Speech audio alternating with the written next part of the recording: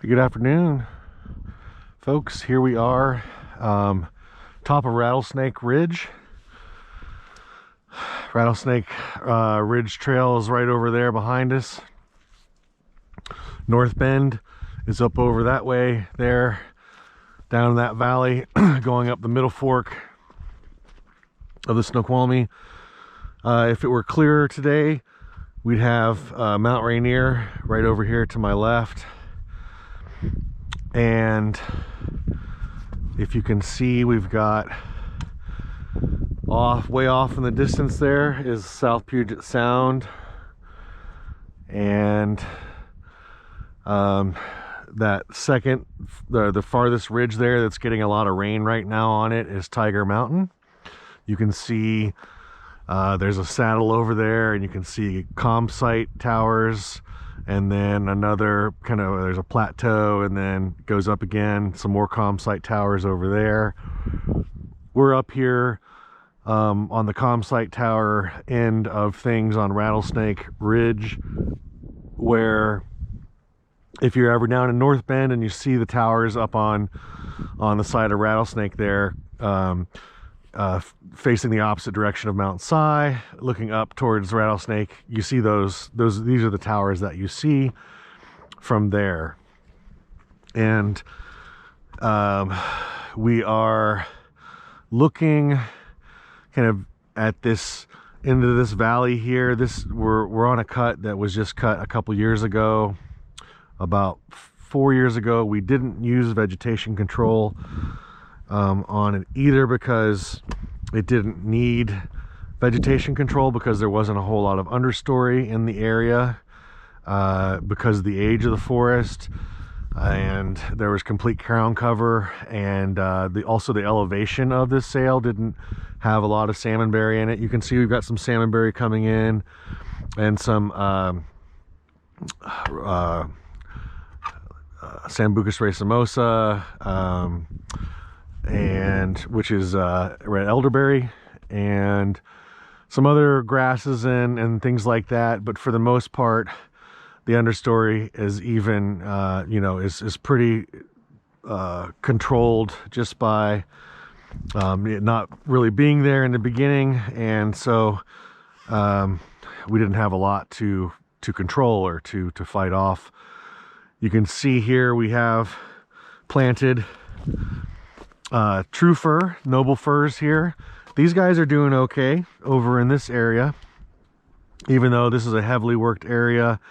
They've got some nice bare mineral soil here to establish in, but over here in this compacted area, this is an old landing and truck turnaround area, and you can see that these little guys, which were planted at the same time just last year, are not doing so hot. They've got dead tops right here, and like I've mentioned before, we've got a lot of compaction here, we've got a landing here, and so we've got the pile of debris, lots of carbon. It's taking a while to break down and get the nutrients to these trees. If you look into the unit, you can see the trees down on the slope there doing much better.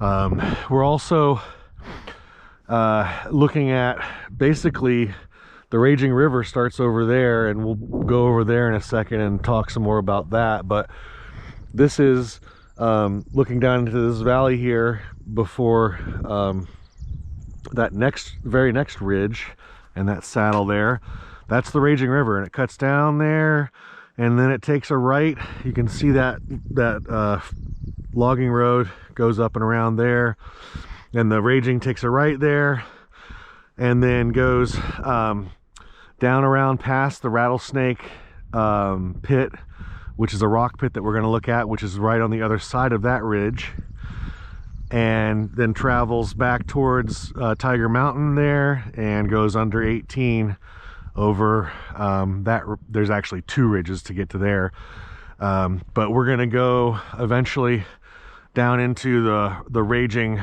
and look at the soils, kind of starting here at the top. We're about 4,000 feet.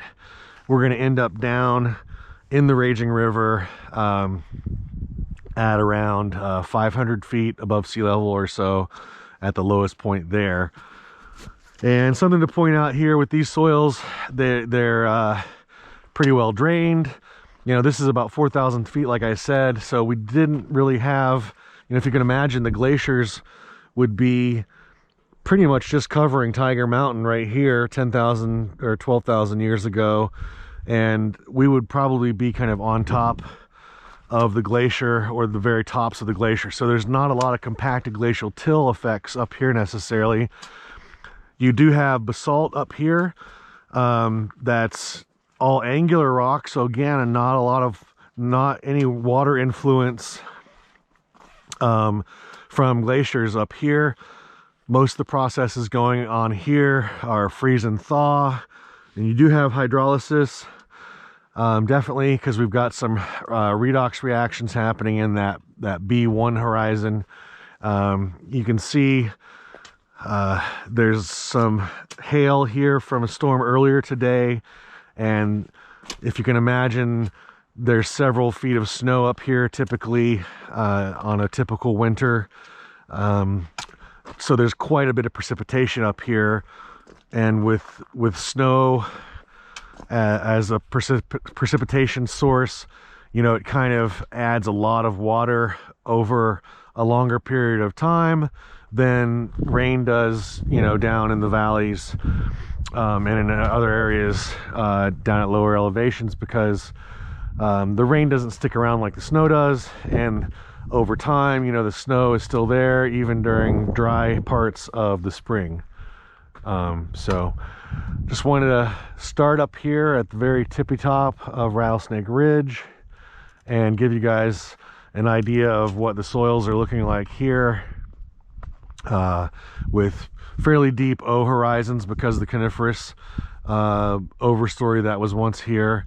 Not a bad A horizon, but pretty meager, and then into the B horizons, a couple different B horizons, until you start to get into you know, as you can see, there's exposed rock from the basalt bedrock that's up here. And yeah, it's again, if it were clear, we'd see Mount Rainier, but this is a pretty decent view up here, even for a day like today, where we're overcast and rainy. But yeah, hope you like the view.